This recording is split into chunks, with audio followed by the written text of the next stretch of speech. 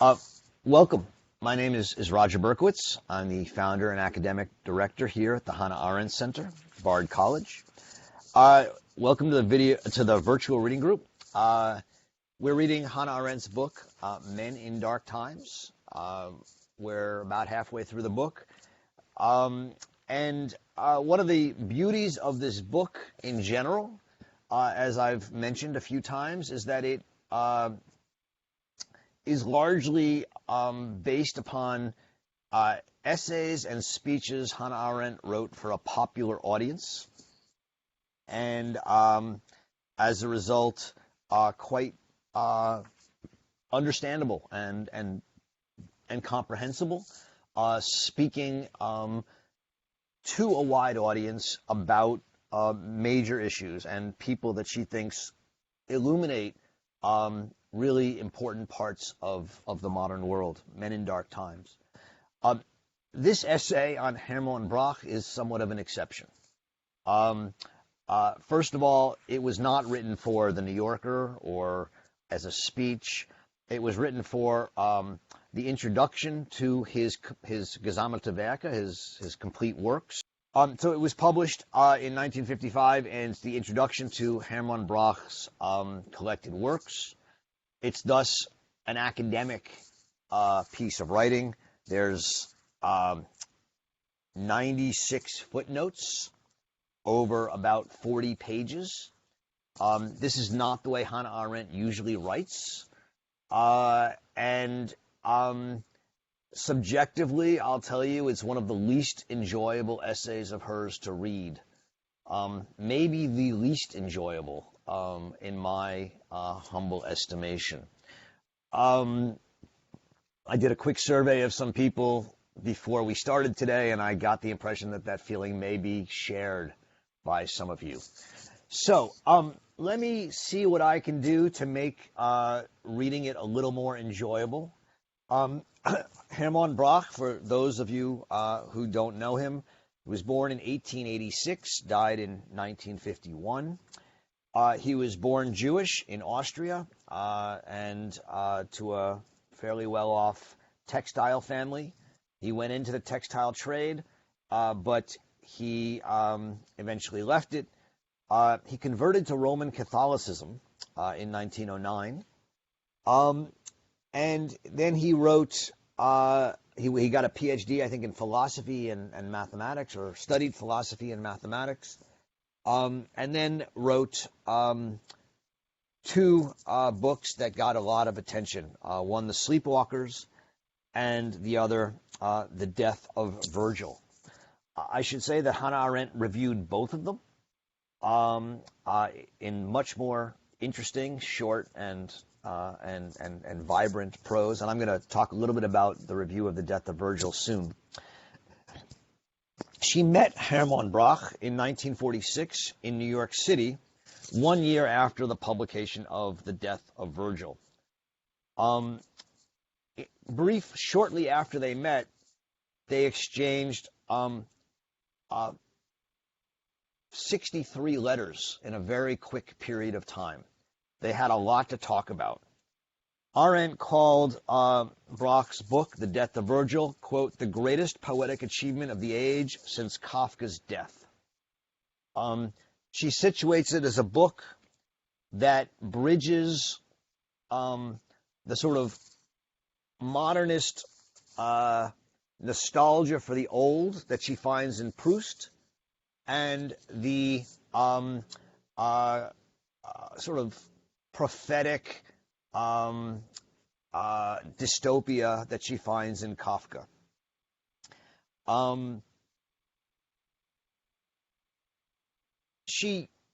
Before I get into the book, her review, which I'm going to talk a little bit about because I think it helps us to understand it, let me just say a little bit more. Broch abandoned literature for philosophy, and for Arendt, this was a loss. She respected what she called his absolute independence from all things and all people, as was described by Elizabeth Young Bruhl in the biography. Another thing that Young Bruhl tells us that some of you will find interesting, given some conversations we've had, is that Mr. Broch was quite a womanizer, and apparently quite a womanizer, and did make a play for Miss Arendt. And apparently the response was, Hermann, let me be the exception. So I thought that at least gives some levity to our discussion. Of the essay that we're reading, right, she wrote that it was, quote, written at a certain distance. It was an obligation of friendship. Broch's thought, which I tried to portray, is really quite alien to me.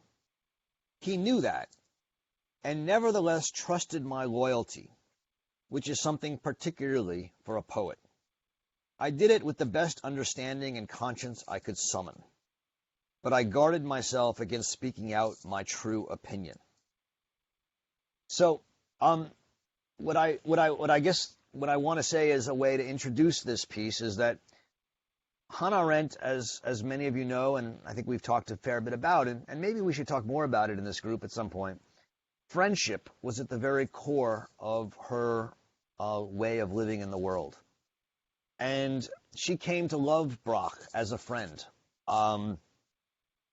He asked her to write the introduction to his collected works, and then he died. And she did. This is a very un-Arendtian piece of writing. It's an attempt to be true to Broch, to present his ideas that she says were quite alien to her, and yet she thought an obligation to try and make sense of them. And so this is a unique approach for her. It's not per se where she comes from. And yet I think there's some value in trying to read it. And so we will do so. Before we start with this particular text, though, I want to point out to you this review that she wrote of the Death of Virgil, this book that she called the greatest poetic achievement of the age since Kafka's death. This was published in 1946 in The Nation magazine. And I'm going to share my screen with you and give you the first paragraph of the essay. I see Daphne. Daphne, do you have a thumbs up? Can you see the screen? Can you see the quote or not? Yeah. So I'll just read it and you can read along. Hume once remarked that the whole of human civilization depends upon the fact that, quote, one generation does not go off the stage at once and another succeed, as is the case with silkworms and butterflies. At some turning points of history, however, at some heights of crisis, a fate similar to that of silkworms and butterflies may befall a generation of men. For the decline of the old, the birth of the new, is not necessarily an affair of continuity. Between the generations, between those who for some reason or other still belong to the old, and those who either feel the catastrophe in their very bones or have already grown up with it, the chain is broken, and an empty space, a kind of historical no man's land, comes to the surface, which can be described only in terms of no longer and not yet. So, few things to say. First of all, the title of her review is No Longer and Not Yet. And these words, which appear in probably over half the paragraphs of the review, I mean, this is a theme that she's really going to continue to hit upon, come from the book, The Death of Virgil, by Broch. And this, what they represent is what Arendt calls this emptiness, this empty space, a historical no man's land. And this, I think, brings us into Arendt and is going to show us why Hermann Broch was so important for Hannah Arendt.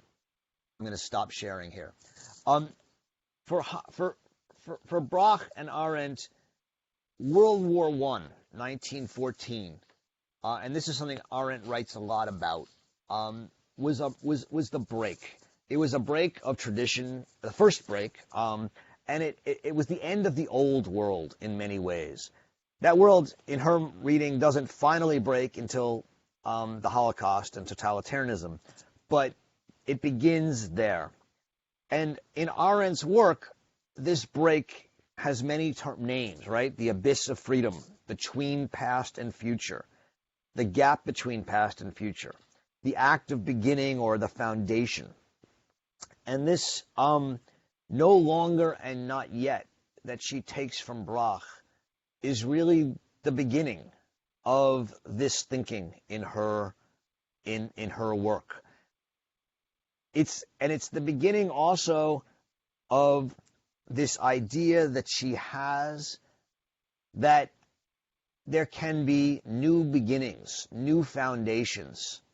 That while usually, yes, civilization, one generation goes off slowly as another comes on, and there's sort of a mixing of the generations, she does believe at some point, and this is what her book On Revolution is about, she comes to believe that there are moments of new beginnings, when really a new beginning happens in the world politically. And the first time in her work that she talks about this is in her review of the Death of Virgil. Just to quickly, because I know most of you haven't read it, the Death of Virgil is a long, poetic, very dense book about the last 24 hours of Virgil's life. The death, Broch tells us, death is the ultimate achievement of man and the effort to find the truth. So death becomes this sort of moment of seeking out the truth. The no longer and not yet, on the one hand, means that one is, at the moment of death, no longer alive, but not yet dead. And death becomes this bridge. I mean, this moment of death becomes this bridge, she says, that spans before back to before we were born and forward to after we are dead. And we are caught in this nowhere, this no longer, not yet, which you'll later, in different contexts, call the gap between past and future, the abyss of freedom. And the question that Broch asks in his book is, can the artist bridge the chasm? Can the artist infuse a kind of absolute meaning into his life at the moment of death? And at the moment of his death, in the book, Virgil decides to burn the Aeneid because he says that his book, the Aeneid, has failed to found Rome, has failed to give Rome a new foundation. And at the end, he is convinced not to burn it, and he dies a happy man, and in some way is this bridge between a no longer and a not yet. And so I think it's important to bring that history up because it shows the depth of Arendt's interest in and love for Broch as a thinker and as a writer, which is not going to be as visible in the essay that we're reading right now. So, I have mixed feelings about how in-depth to go in trying to explicate this essay. And so I'll say a few things. It's divided into 4 parts. The part 1 is the reluctant poet. Part 2 is the theory of value. Part 3 is Part 3 is the theory of knowledge, and then part 4 is the earthly absolute. On the reluctant poet, she says that you have to hear in the word poet in German, Dichter, a sayer.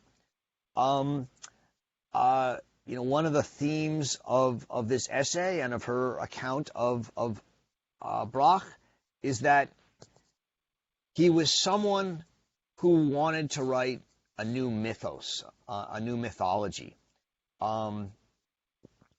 Dichter, the German Dichter, translates someone who writes myths, who says a myth is a saying, a mythos. It's a telling. And in many ways, Arendt reads Broch as a Dichter who didn't want to be a Dichter, who wanted to do something else, wanted to be a philosopher, wanted to be a scientist. But his literature, she thinks, in spite of his own feelings of his failure, was for her the most rich mythological account of what a new founding, or a space for a new founding in the modern world would be. Post 1945, so right as the Death of Virgil comes out and the war ends, Broch forbade himself from creative writing. He engaged almost primarily in philosophical and mathematical speculation. He did have an old manuscript in his desk, and a publisher wanted to publish it. And instead of just giving it to him, he spent the remainder of his life editing it, which basically means cutting it down and making it sparser and sparser. But he really was no longer interested in creative writing. The reason, Arendt says, is that he came to believe in the primacy of knowledge over literature. And he develops this through this idea of a mass psychology, which is a book he worked on and never finished. I mean, again, I just want to say, this is like, Arendt and Broch are like, at least as I understand it, you have this really brilliant, eccentric uncle who's published 2 great works of fiction, no longer wants to talk about that, but wants to tell you about his philosophical speculations, and you sort of have to listen to him. And Arendt is, as a friend, trying to make sense of this in his collected works. He comes to believe in the insufficiency of literature. So as I said, in the Death of Virgil, the Aeneid is to be burned for the sake of knowledge. And yet, in the end, in the book, he doesn't. But one thinks that maybe he would want to. What Broch comes to believe is that literature can no longer succeed in imposing a binding law. It cannot compel to a truth. It lacks the, quote, compelling character of a mythos, which it serves in an intact religious view of the world. And so, for those who don't know, this is a sort of a very traditional German 19th century view of art. That art is an expression of a religious, intact view of the world, and that the artist is someone who is touched by a muse, and touched by a muse is able to speak out or paint or would write that view of that law of the world. It's a very classically Christian and Greek and German view of what art does. And Broch says, no longer can art do that. So what shall we do?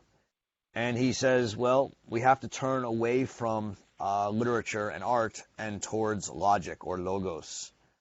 Part 2 is titled The Theory of Value, and it starts with an expression of nihilism, right? The Umwertung aller Werte, the unvaluing or devaluing of all values or highest values, the anarchy of values.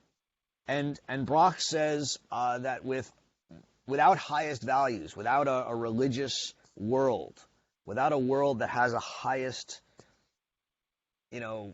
high value, the good, the pious, whatever it is, the just, all systems, all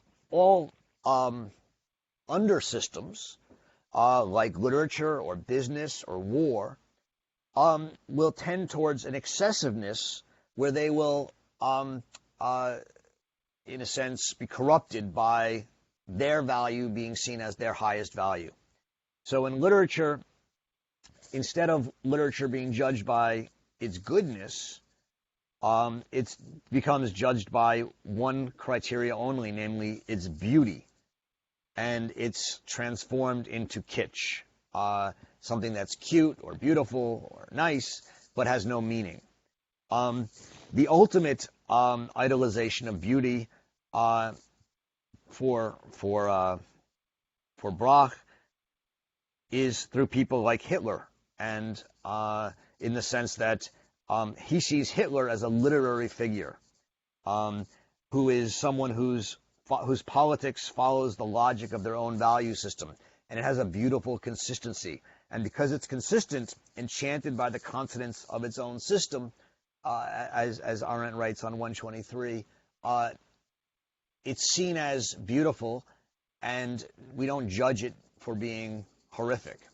By the way, this is a view of totalitarianism that Arendt shares and expresses in the third part of the Origins of Totalitarianism. Similarly, in business, instead of honesty, which Broch says is the value that's supposed to underlie business, business becomes to be dominated by profit or wealth and loses its way.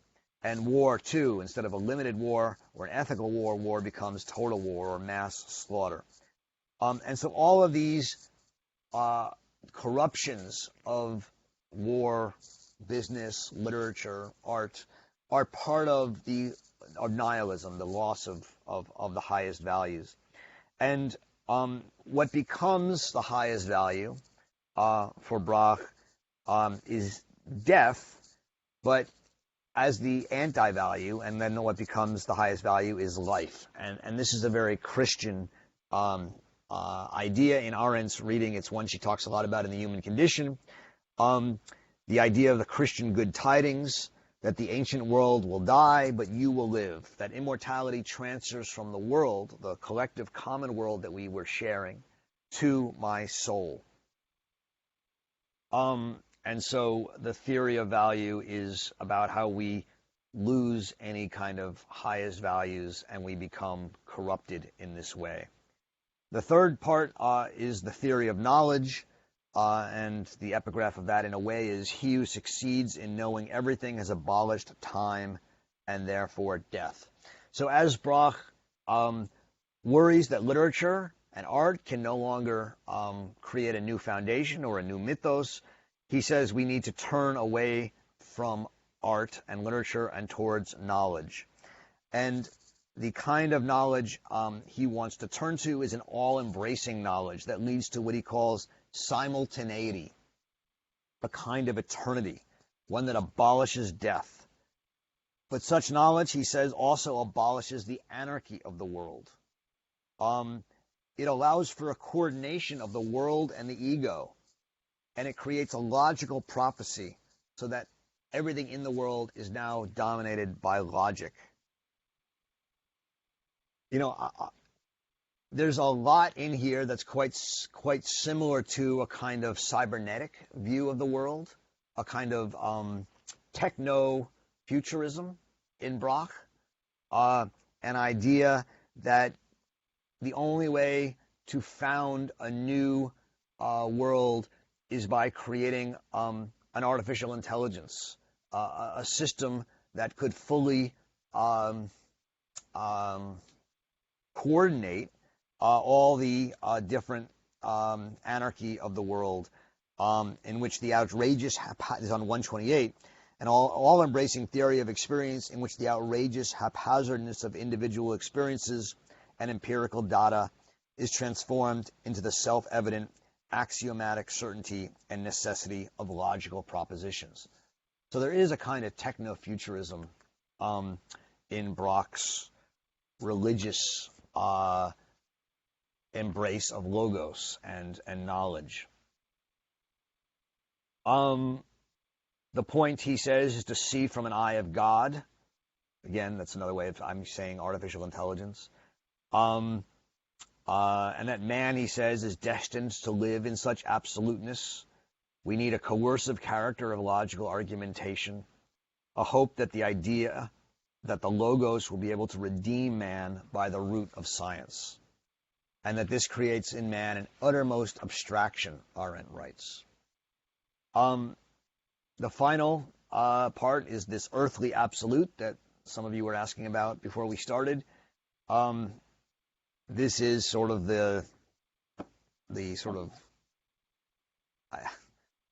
unknowable goal of Broch's thought.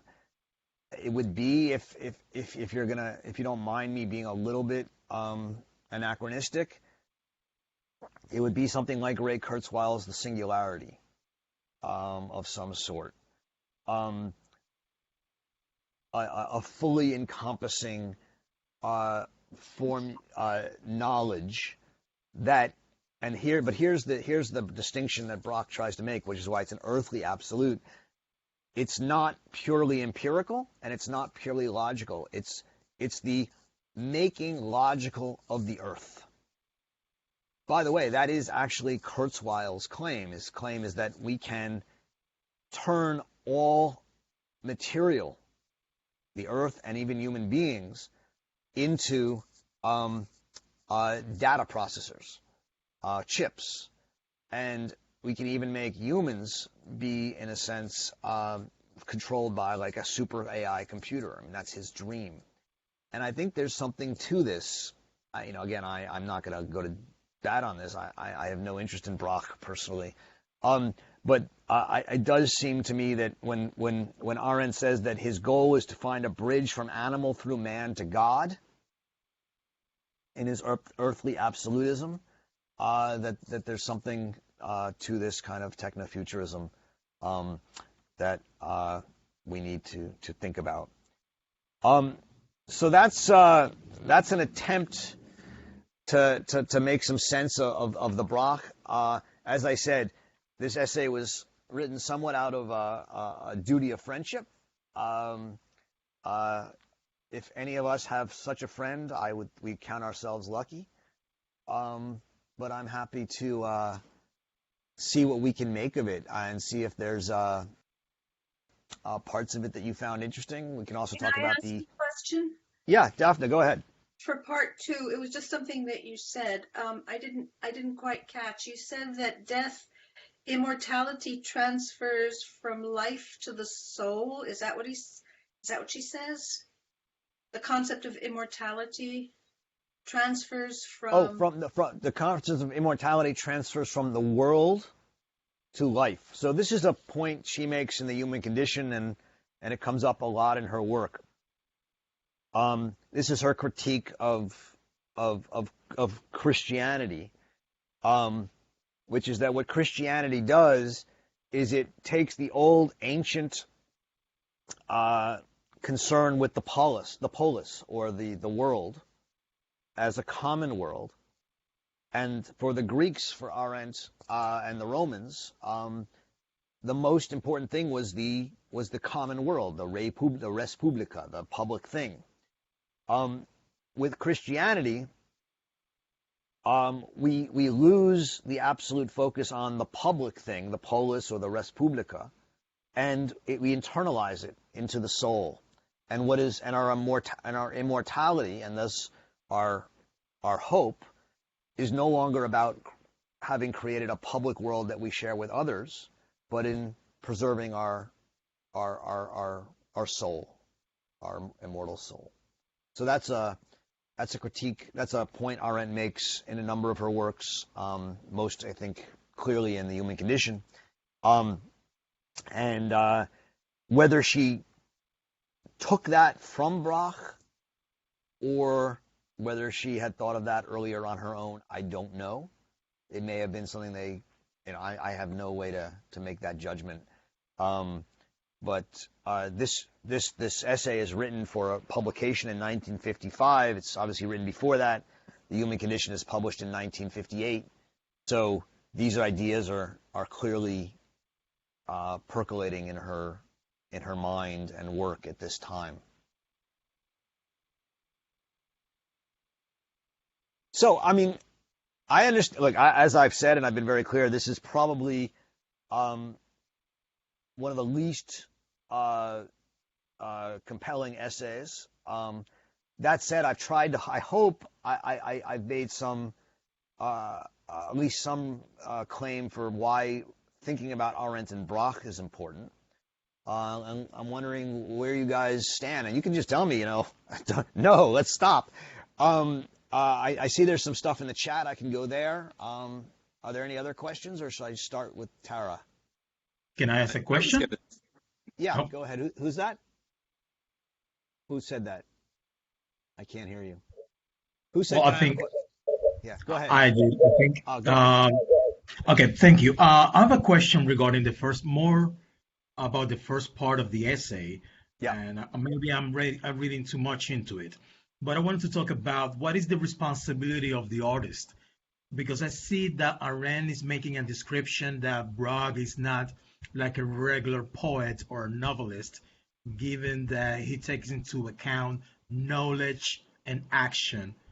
So when we just, how the concept of artist as an aesthetic way of looking at the world is compatible with this political responsibility using the novel and poems like Broch did, and how can we just use the art like a way to escape from the political world? Like we sometimes listen music in order to connect with our own solitude or to connect with our own sorrow. But in this case, I see that Broch is looking more the art as a way of action more than an aesthetic one. So then I'm asking, how is the responsibility of the artist in terms of the political realm, and how can we connect this with the notion of action that Hannah Arendt later developed in the human condition? I mean, in a very existentialist way, it just reminds me of a phrase of Sartre when he said that artists must just put their hands in the mud of history. So that's something that actually caught my attention. Thank you, Roger. Thanks, Amari. Yeah, so Arendt is, fairly conservative on the question of art. And I use that not in a right-left American context at all, but in her view of art and what it does and how it is in the world. So she'll make a distinction between art and entertainment. And so, with one point in your question, you were talking about, art that's just music that we listen to or fun or things like that. And Arendt has no problem with entertainment. She in her essay Crisis of Culture, she says, look, entertainment's important. No one can live without entertainment. But she doesn't think of that as art. I realize a lot of people are gonna protest. But she doesn't have but I want to also say that she doesn't have this strong idea of high art and low art at all. I mean, she thinks what makes art versus entertainment is not that it's part of a tradition or part of a that it's unappealing, but that and in this sense that we were talking about earlier with Broch, in the oldest traditional sense, that it seeks to manifest in the world a thought that's to be taken seriously.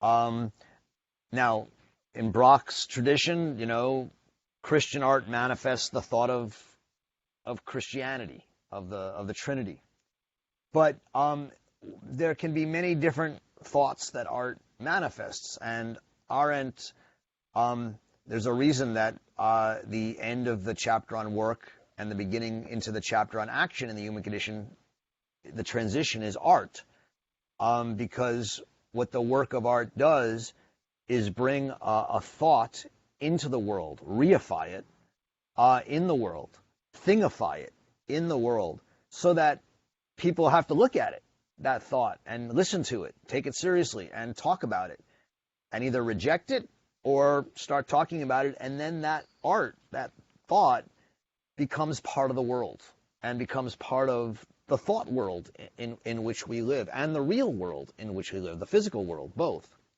And so art for her is a deeply political activity. So in the essay Crisis in Culture, it's divided into two parts. One on, I think the first part is called Culture, and the second part is called Politics.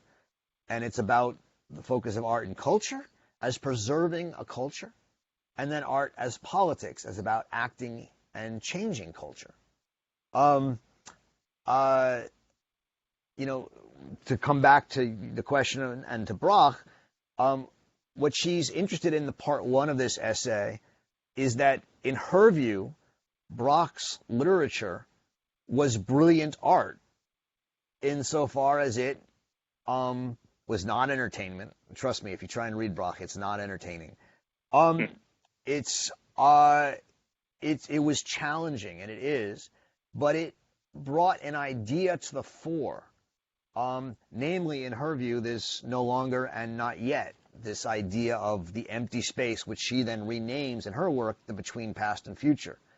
So in that sense, Broch's work and writing brought an idea into the world that for Arendt was pregnant and spoke about the need of a new revolution, a new foundation, and an embrace of this empty space that could become a revolutionary moment. And so that's what she's talking about. Unfortunately for her, Broch came to believe that literature and art could no longer do this, and that only science could do it.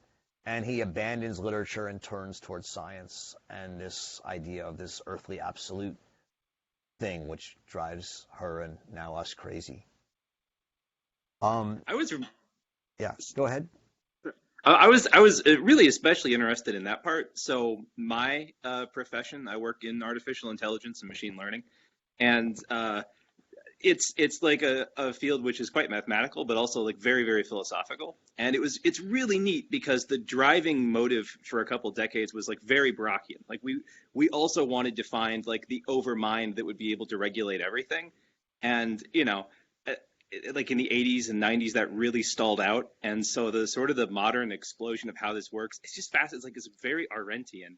Like we don't look for an overmind. We have lots and lots of different agents working out a piece of the world, communicating, and then finding convergences between the decisions that they're making, sort of finding a manifold that emerges between the communications of lots and lots of different agents. So, I don't want to spend too much time on it, but it was really neat looking at the interplay of these two ideas, because it's like precisely tracking the trajectory of how like the philosophical background which informs the work we do on AI has evolved, really with a repudiation of Broch's ideas. Unfortunately, I guess it's mathematically impossible. But Arendt's ideas of friendship are just like that's sort of the cutting edge at this point. It's really neat.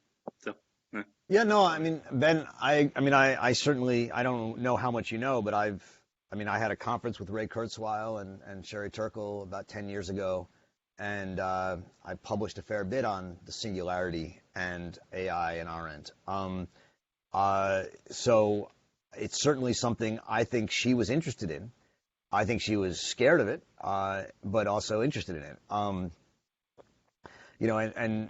And certainly Kurzweil's idea of the singularity, which is not 1980s and is quite current, whether you accept it or not, is a kind of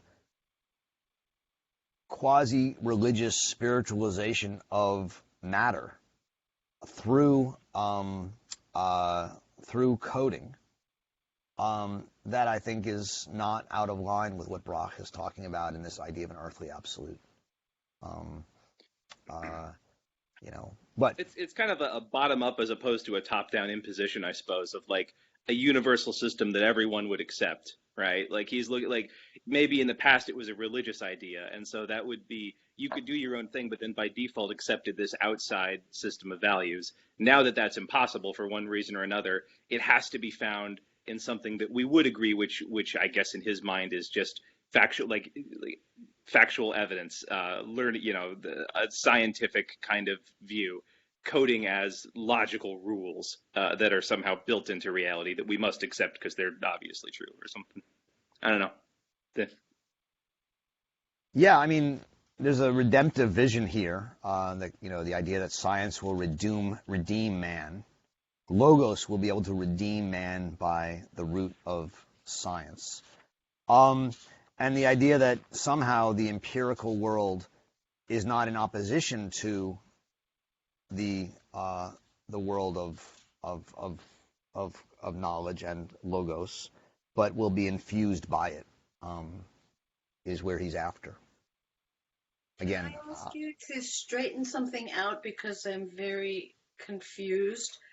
For Hannah Arendt, the idea of art and immortality in some of her other writings is linked because it's through the creation of art that we achieve immortality. In her discussion in this article, which did throw me, I think it aged me 17 years, she talks about death having been the worst thing that we all believed through the Christian worldview, but suddenly death is not the worst thing. Death by suffering is the worst thing. So I'm confused. Is that Hannah Arendt or is that Broch? And her concept of immortality through art is in contradiction to Broch, right? I mean, he still believes that. So you can see my confusion. I can't even articulate the question, but I'm sure you can figure it out.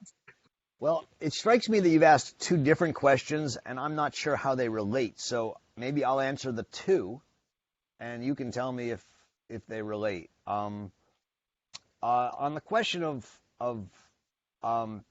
death versus pain, I take that to some degree to be a digression in this text. So Broch, she says that Broch and his generation saw death and the anxiety of a violent death as the great threat to existence. And as a Christian, he develops this idea of immortal life and glad tidings as a response to that. She's writing this in 1955 or 53 or 54, so just a few years after The Origins of Totalitarianism has been published. And in that book and in some of the writing just after that book in the early 50s, one of her points is that there's been a break in the tradition. I talked about this idea of a no longer, not yet, an abyss, a break, which she starts to articulate in 1946 in her review of the Death of Virgil. But what she says in the Origins and repeats here is that to think that death is the worst thing is no longer possible in my generation, in her generation, because we've lived through totalitarianism. And to be a living corpse in a camp, to be tortured like that, and to have not just the physical torture, but the complete evacuation of all meaning and sense of life, what she says is that's a far harsher punishment than the death penalty. And that she thinks Broch just didn't see that and didn't accept that. I don't think she does anything else with it here. I see it as a digression. If anyone else can figure out more of it, I'm happy to hear that. On the other question of immortality, I mean, yes, there's various. I mean, for Hannah Arendt, the question of immortality is at the very center of her work.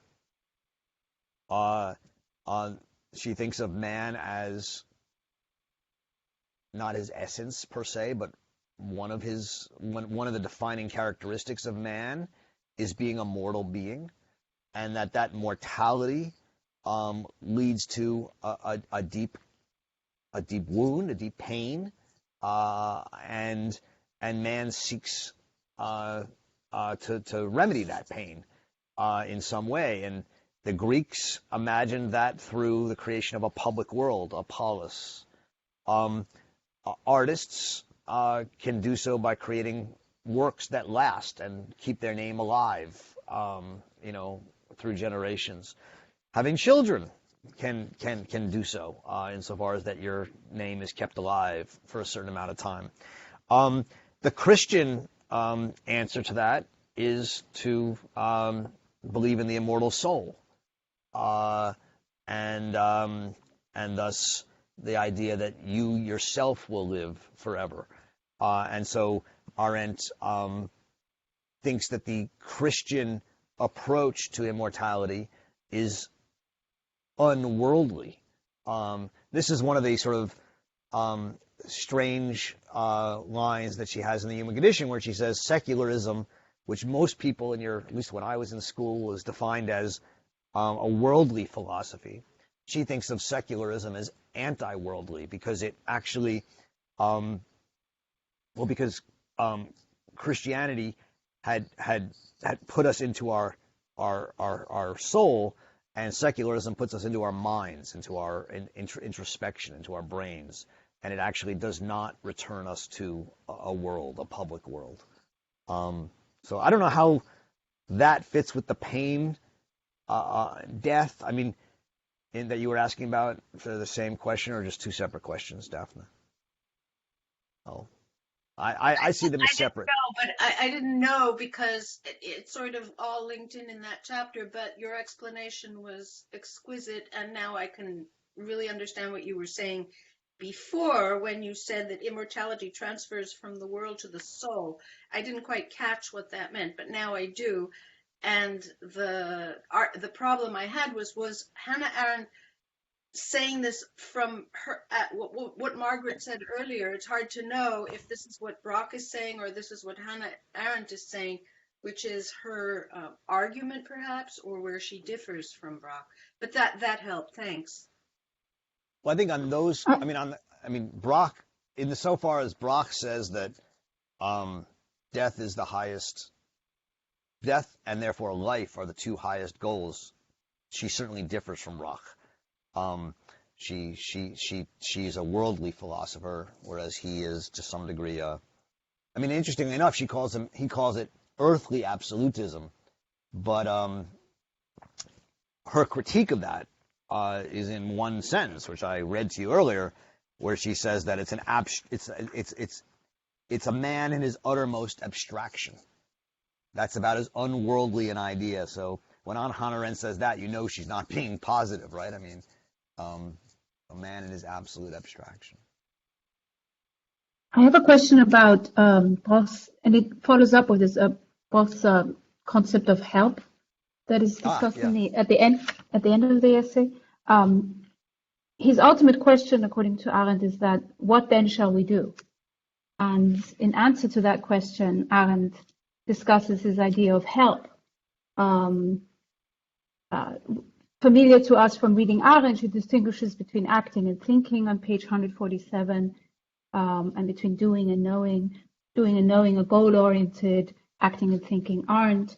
And then she discusses, the concept of the world as we know, that it consists of an infinitude of intersecting and interfering intentions, taken all together in their complex and immensity, represent the world into which each man must pass his act. And then in that, so she seems to share that with Broch, or Broch seems to share it with her, but in that world he places the imperative of helping one another. Yeah. That's not something I'm familiar with in Arendt. Would you agree with that? And what, if anything, is her concept of help and solidarity towards others? It's a great question. So there's a couple of things to say here. It's a good question. I'm gonna try and answer it in a couple levels. So one is Arendt describes Broch early on, right, as someone who would drop everything to help his friends. He was someone who was known amongst their circle that if anybody needed anything, he would come and help. And so I think this is on page 1. Where does she talk about that? But on page 113, she says this had remarkable practical consequences. Whenever an acquaintance, not just a friend, which would have kept things within reasonable limits, but any acquaintance was in distress, was sick, or had no money, or was dying, it was Broch who took care of everything. And she goes on to talk about that. So, I think you can see both, interestingly enough, a kind of awe, but also a critique in that passage. For Hannah Arendt, help is what a friend deserves. I think the Broch's willingness to help everyone is in her mind part of that abstraction, that move too far, that loss of solidarity with friendship. Now, one could imagine also solidarity of a country or a group, but we all know Arendt's lines about this, right? The people I love are not the Jews; they're my friends. I think this kind of abstract Christian, right? I mean, remember, he's a converted Christian. Willingness to help everyone is not something Arendt is not the idea of solidarity Arendt imagines. Let's put it that way. The second thing I want to mention then in answer to your question, or in response to your question, because I'm not sure I have an answer to it, is in her discussion of Plato on page 124 to 125. So I talked a bit about, this is in part 2 of the essay, and I talked a bit about how for Broch, nihilism, which is the loss of highest values, leads to a kind of excessiveness on subsystems, be it art, business, or war, the three that are mentioned in the text. And then she says, Plato would not have agreed with him, right? And Plato defines the real goal of all medical art as the preservation or restoration of health. For health, Broch would substitute help. So the physician as one concerned with health and the physician as helper, the two views are incompatible. Plato permits himself no doubts about the matter, for he explains, as if it were self-evidently true, that one of the duties of the physician is to allow those he cannot heal to die, and not to prolong the lives of the sick by unwarranted medical arts. Human life, that is not of decisive importance, right? So for Plato, who believes in, whose focus is on the immortality of the polis, not of the soul or of life, health is something you do insofar as you can, but if someone's going to die, you let them die. For Broch, something different. Life is the highest good, as she's going to say on the top of the next page. And that there's an absolute value in avoiding death and maintaining a life. And this is where she then goes into this question of good tidings and the two different versions of immortality, immortality of the world and immortality of the soul that Daphne and I were talking about. In both these first two discussions, right, one of the fact that Broch helped everyone, not just his friends, and two, that he's less concerned with health than with helping as sort of an absolute ethical standard. So she continues on, I didn't even read this, but the affairs of men are subordinate to an extra-human standard. Man is not the measure of all things. These tenets stand at the center of Platonic political philosophy. But all Christian and post-Christian philosophy assumes tacitly that life is the highest good, right? And that therefore we have to help everyone stay alive. And Arendt is going to reject this. So this brings us to the final pages on help. And the point that I think needs to be made is that for Broch, help is not something you give to your friends. Help is not helping someone be healthy. Help is an absolute ethical standard. And so she says on page 150, the last full page, that for Broch, all relationships with other men are ultimately governed by the idea of helpfulness, by the imperativeness of the claim for help, the absoluteness of the ethical claim. The unity of the concept remains inviolate the ethical requirement. So the absoluteness of the ethical claim was something he took so much for granted that he thought it did not even need demonstrating. And then she quotes him, the aim of the ethical claim lies in the absolute and the infinite, which means that every ethical deed is performed in the sphere of the absolute, and that men's claim to help from one another is never-ending and inexhaustible. So Arendt just disagrees with this, right? This is the kind of abstract ethical philosophizing that underlies a kind of claim that, on me or you or anyone, that if anyone suffers anywhere, I have to, do everything I can and reduce my whatever in order to help them. Arendt is much more of a friend philosopher who believes you help your friends. You help maybe your co-citizens or your colleagues or your students, but you don't just go help everybody. And so this is part of her disagreement with Broch's turn to this logical absolutism, even if it's an earthly absolutism. I'm not sure who asked that question. I didn't see the person. So does that answer your question?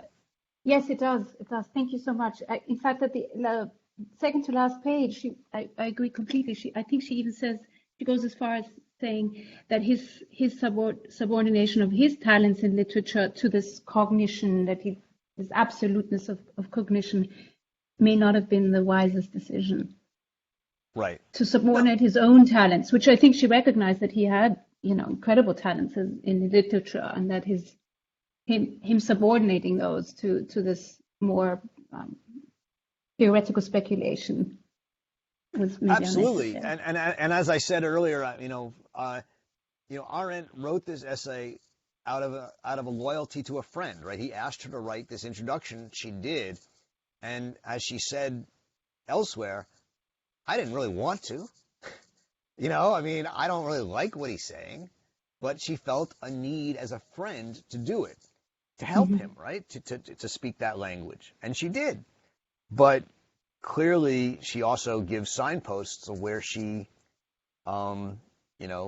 doesn't take this quite so seriously or even fundamentally disagrees. And I think it's a very generous essay, trying to make sense of somewhat senseless meanderings, but it's but very much driven in her idea of friendship. Thank you. I have Can I ask a question, or are you going through the list, or? There are some questions on the list, but if you have a question that's right in what we're doing, go for it. Yeah, sure. So on page 124, Arendt is talking about his notion of kitsch as evil, because it's dogmatically absolutizing. Yeah. And I'm just wondering how you see that in relation to his search for an all-embracing knowledge. Is that by nature, by definition, dogmatic? I mean, how do you square the two, is my question. Well, what makes dogma kitsch is the fact that it's in a specialized area, right? So just to read the full sentence of what you were reading, desiring wealth, desiring beauty is, morally speaking, playing to the gallery.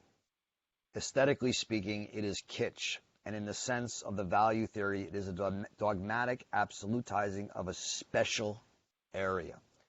And so, what I hinted at this before, I don't know if I said enough about it. The point here is that in a nihilistic age, and Broch is clearly expressing a kind of nihilism, there's no highest good. And so each specialized area, right, whether it's literature or business or war, or the three we have here, has its own highest values. And in art, it would be beauty. And when you then make beauty dogmatic in its specialized area, and you say, well, since there's no other highest value, like good, then beauty trumps all other values. And if it's an aesthetic crucifixion, or an aesthetic gassing of people, or an aesthetic burning of a town, there's nothing that you can limit that aestheticizing by. And so the problem with dogmatic absolutizing in a special area is that there's nothing to limit it. In the earthly absolute that he's going to articulate, there's an ethical claim within that earthly absolute that he's trying to impose on everything. So beauty could no longer be the standard of art, and profit making could no longer be the standard of business under Broch's earthly absolute. Does that answer your question, right? Yes. Yeah. I mean, it's the extent of the fact that it's so specialized in a particular domain of human experience that makes it dogmatic, because it's not all encompassing. But my point would be that even a claim to an absolute is a kind of dogmatism in a way. But I hear what you're saying, that there's an ethical imperative or an ethical impulse that's moving this notion of earthly absolute. Okay.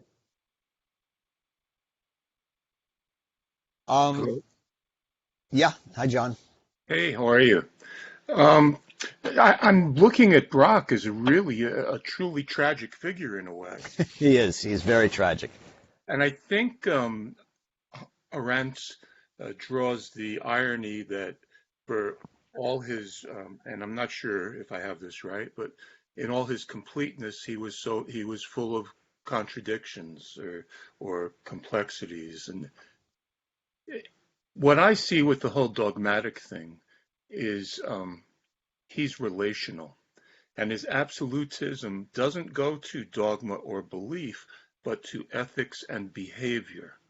And that those things, so wealth is not, it's like the apple in the Garden of Eden as a metaphor. Wealth is the apple of business. Health is the apple of doctoring, right? But if you are contributing towards life, helping business wanting to create a new product so mankind can move on, and wealth occurs as a result, an indirect result, or a direct result of that indirection. And I see a lot of this going on in him. And even Arendt is so much more human in the human condition. She talks about the nature of forgiveness and how important it is in the realm of relationship. And Jaspers last week was talking about the value of tradition within these relationships of nation states, but without the authority of tradition. So it's almost like Broch wants to empty absolutism of the authority of the absolute, right, and bring it into a behavioral realm. What I find tragic is he never touches on the word love, right? It's all cerebral, it's all practical, and that's what I took away from the essay, other than things about the value of art and stuff like that. So, Great. but thanks for Yeah, letting no, me. that's great, and I think that fits. I'm going to connect that with Tara's question in the chat about systems. I mean, yeah, I mean, Broch is a tragic figure. He's someone who is a profoundly gifted artist and poet who comes to believe that the only way to make a difference in the world is through logical positivism and through creating a logical ethics. And so he, in a sense, suppresses his gift, and that's part of Arendt's feeling for him. I mean, he's written 2 books that she loves, one of which she thinks is the greatest work of art besides Kafka of the 20th century, basically.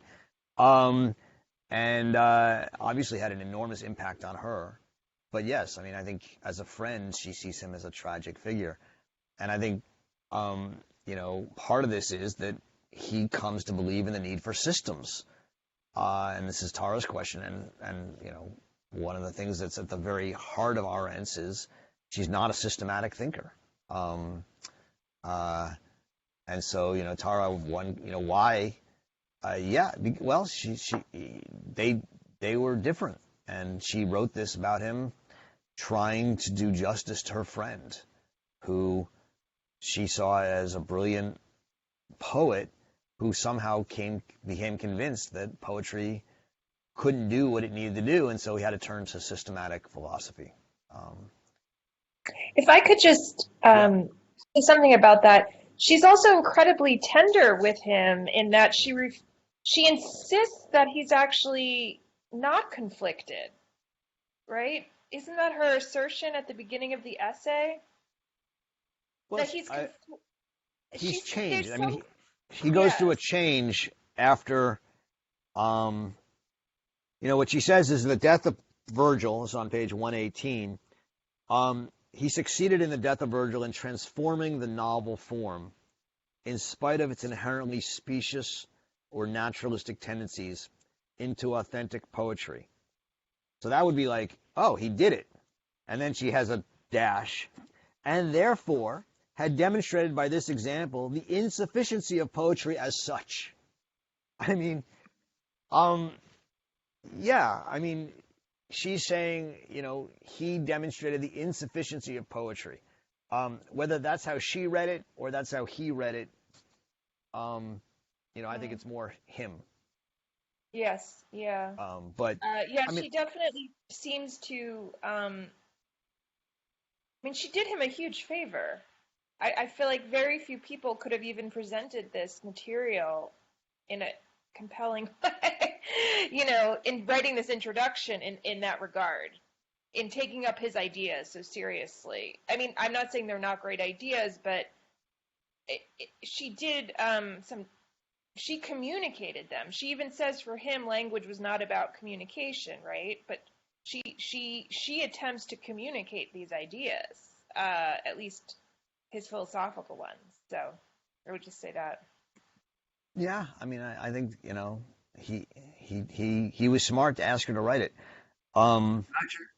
Roger, yeah. Did you talk about? It's Sam. I'm sorry. Did you talk about her relationship with Broch? A bit. I talked about their friendship, and I mentioned the line about Hermann, I will be the exception. Let me be the exception. But if you want to say some more, go ahead, Sam. Just a couple of things. I mean, so Arendt was really close with Broch. They had a very intimate friendship. He in many ways replaced and she wrote, when she met him, she wrote to Kurt Blumenfeld to tell him that he had that she had finally met someone who could be a friend to her the way Blumenfeld had been a friend to her. And she was very excited by that. And they spent a lot of hours together reading poetry together and talking about poetry, and were also very much engaged in kind of New York school of poets at the time that included people like Randall Jarrell and T.S. Eliot. They also had a very, Arendt didn't reveal her private, intimate life to very few people. She did to Broch. They were close in that way, and Broch invited Arendt into her circle as well. She was one of the only people who knew he was married, for example. He kept a lot of his private life secret. And so she also, there was a kind of translation relationship that existed between them. And just one more anecdotal illustration, she was shocked by his death. He died tragically and suddenly of a heart attack when she was in Europe. And when she returned, she helped sort through his literary estate. But she wrote a poem for him. And it's more than an act of, friendship. She had disagreements with a lot of the people that she was close to, but for her, they were never antagonistic, and she had a very loving relationship with Broch. I just wanted to make that clear from what I've been listening to. I didn't finish reading this essay, but I think it's the most interesting part is that she, even though she didn't agree with him, she was inspired by him. And, I love The Human Condition. That's my favorite book. And to know that it's from him that stemmed the idea of the power of beginning of new beginnings is enough to actually try to understand him and their disagreement and all that, because a lot of his ideas came from him in her books. And I think that's the most interesting part. Yeah. No, Roger? Yes, Jack. I just want to point out that the original reader of this essay is confronted with The Sleepwalker and Death of Virgil and all of his philosophical speculations in one place, in the Gesammelte Werke. And what she's doing here is introducing the reader to this, I would call it mishmash of approaches to thinking, okay, and trying to make sense of it herself, I think, in some way. But in any case, trying to provide a guide, as Virgil needed, to this total work, a lifetime of work, all collected in one place, for a person who was, although he had a reputation, was not well known. That's right.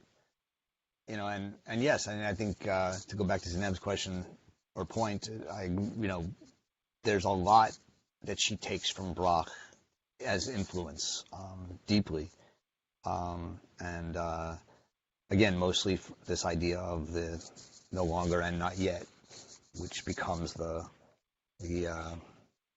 between past and future. But yeah, these are good points. I'm going to just read a couple more of these questions. Angela writes, if this is not a part of the conversation in general, on a very practical level, I would appreciate unpacking the following, since it anchors the section literature, imposes no binding edicts. Its insights do not have the compelling character of the mythos, which it serves intact religious view. So this is on page 118 and 119. I talked a little bit about it in the introduction. I don't know if that was enough. But basically, there's a view of art which is that the artist is touched by a muse, and in being touched by a muse can express the truth. But since the muse is a divine or quasi-divine being, it's the truth of an intact religious world, religious view of the world. That it's hard to be an artist outside of a world that has a highest value, whether it's religious or tradition or whatever you want to call it.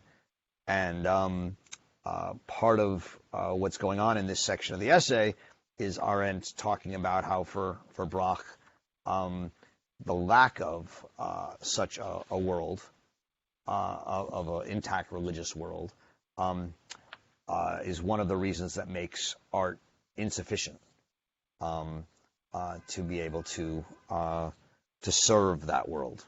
And so that's where he asks this question, what should we do?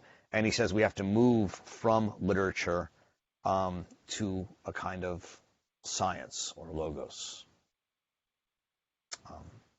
That's the basic argument going on here. Is that all right, Angela? Or do you want to? Does that make sense? John asks, I wonder whether or not Broch's absolutes and totalizing systems don't correlate to Jasper's global federation of states. I don't think so. The whole premise of a global federation is that there's not an absolute. There's not a one world government. So someone was talking about this earlier, but I mean, for Arendt, there's an allergy of sorts to any kind of sovereignty or absolutism in that sense. In fact, I think the very plurality of Jasper's vision of the axial age is I think in pretty stark contrast with the earthly absolutism of Broch. At least that's my understanding. Hey, I have to, yeah. Go ahead. Hey, Roger, Scott here. How you doing? Yeah. Can you hear me, Scott. Roger? Yeah. Hey, how's it going? Good. Question. This goes back to the beginning of the conversation when you brought up the difference, and please clarify this. The difference between the Platonic view of the value of life and health versus Bloch's view, where he was more like human life is the pinnacle, whereas in Plato it's more the polis versus the individual. Do I have that generally right in terms of? Yeah. Plato is concerned with health. And health means you help heal people. Right. And if they are unhealable, you let them die and you let them have a good depth, because their immortality lies in the polis, not in their soul. Whereas this idea of helping is a different view, which is that even if once you can no longer make them healthy, you still help them. You give them palliative care. You send them to a what's it called, a hospice, and you try and make them comfortable, and you help them as much as you can, and you try and keep them alive as long as they can through whatever, because life is what matters. Right. So these are two different views. Yeah. You said that way better than I could say it, but that's exactly what I was asking. I was wondering if you think that those philosophies are dictated by the change in the life expectancy. So, for example, before the 20th century, you did not know when you were going to die. You could be 18 years old and super healthy, and you could die of typhoid a week later. Or if you were a woman and you were pregnant, there was a good chance you were going to die in childbirth. So in Plato's time, if you lived to Plato's age, you were extraordinarily lucky, So whereas in the 20th century, even if you smoke and are overweight, there's a pretty good chance you're going to live till you're in your 60s, 70s. And so I was just wondering if that notion has changed strictly just because of what we expect. I mean, it's a nice question. I don't know. I mean, the traditional answer is that that underlies part of this question is the rise of Christianity, and the shift from questions of immortality to questions of eternity. So the idea that the eternal soul will last forever, and the interiorization of life, of Christian life, over and against the ancient republic or polis. So that's the way it's usually imagined. Then another big shift is the rise of the Enlightenment and the introspection and the idea of the doubting, thinking individual who again retreats away from the world into their mind.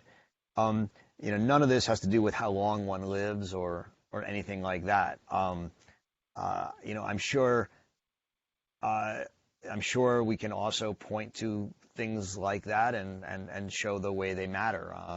One of the things I like about Arendt is she's not dogmatic about idealism or materialism. She often makes both materialist and idealist arguments. So you can make an idealist argument about Christianity and the Enlightenment interiorizing the world, but you can also make a materialist argument about maybe life expectancy. I don't know. I don't have a strong view on that. Excuse me one Roger, second. can I ask a question? This is Nick. Oops. Sorry. Yeah. I actually have a couple of questions. They might not be related, but the idea of maybe immortality or eternity, how does the idea of simultaneity, which Broch brings up, solve the abrogation of time hastening toward death? It's quite unclear to me. I hope somebody could parse it better and explain that. And the other thing that was interesting to me was that statement about Broch. For Broch, freedom is the anarchic striving, slumbering in every ego toward detachment from the fellow man. He was against freedom, and that I think bears also an interesting discussion, I think, and elaboration. So those two things. Thank you. No, thanks. They go together, Nick. Freedom for him is a kind of disorder, a movement away from the absolute, and thus a rebellion. I mean, Christianity is a little complicated, but freedom is, in some sense, in Christianity, rebellion, and yet it also obedience has to be freely given. I mean, that's the paradox, that's the brilliant paradox of Christianity, the deep paradox of Christianity. But the reason freedom comes up in the discussion of knowledge and the theory of knowledge is because what Broch wants is an all-embracing knowledge that leads to simultaneity. What is simultaneity? It's a kind of eternity, as he writes. And if you have an eternity, then death is abolished because life and death are part of one simultaneous, all-embracing knowledge. This is the kind of logical prophecy. She calls it a simultaneity with the future and the present and the past. Again, for somebody whose entire book, The Death of Virgil, for Arendt meant so much because it talked about the no longer and the not yet, and thus the bridge and the distinction between the past and the future. In the end of his life, he comes to this other view, right? So different from it, of the simultaneity of all times. And so, as she says, early on, this is on page 131, she says, early on, Broch saw that poetry had a kind of access to the truth, but that in his later writings, truth is transformed into knowledge. And philosophy asks questions myths once answered, and now neither myth nor philosophy can. Now only science can rescue the truth. It's on 130 to 131. So, that's where she ends up in her reading of Broch, that you turn to science. The human condition was written after, right? And Yeah, I mean, it was published in 1958, so it's, she's writing it. This essay was published in 55, so I assume it was written in 54. Because it's a little no, because before that she's she's writing the human talking condition. about, sorry, she's talking about this logical prophecy in the human condition and how scientists, with their formulas, try to predict everything with statistics, and then until it's no longer possible when some mistake happens. And here she doesn't really. I'm just wondering whether she had this thought when she was writing this, or it came up after when she was writing the human condition. Well, I think the kind of questions that she's engaged with here are, many of them are questions that show up in the human condition. On question of immortality, Christianity, these are all, a lot of this finds its way into the human condition. Whether, I simply don't know enough whether to say that she first had some of these ideas in thinking with and in conversations with Broch, or whether, she had them before that. I don't know. She doesn't take a stand here about like how he sees science and how he kind of sees science as the ultimate thing, absolute truth. But she did criticize this kind of thinking in the human condition. Oh, absolutely, and I think she's critical of it here too. I mean, as I said earlier, and as Sam said, I mean, this was one of her closest friends, and she absolutely loved his literature. I don't think she had much patience for his philosophy, but she loved him and was friends with him and tries to take it seriously and do something with it. And she also loves the fact that this guy was so independent and so willing to give up his literary gifts and, pursue what mattered to him. And this is one of the themes of this book, Men in Dark Times, people who shed light. I don't know if Sam knows anything other than I know about her view of Broch's philosophy, which I take mostly from this and a few letters. I don't think she thought much of it, but I think she thought the world of him. And so she's trying to, honor him by writing this introduction and present his work as faithfully as she can. Well, I want to thank you guys. I mean, when we started 90 minutes ago, I was worried, given how difficult this text is and how strange at times it is. I wondered how it would go. And this was a great conversation from my end. So thank you all. I want to remind you that starting next week, we are going to be meeting over Zoom, not over Blue Jeans. You'll be getting an email today, soon, asking you, telling you the basics of it, and then you'll get 3 emails, as you always do, announcing the topic, and it will give you the link to get to Zoom. If you have any questions or worries about that, feel free to email us at arendt@bard.edu. For now, continue reading Hannah Arendt. We're going to be reading the essay on Walter Benjamin, next week, which is a great essay. Another wonderful friend of hers, this time written for the New Yorker, so a little bit more accessible style than the Hermann Broch essay. So enjoy reading Hannah Arendt, and we'll see you next Friday. Thanks very much.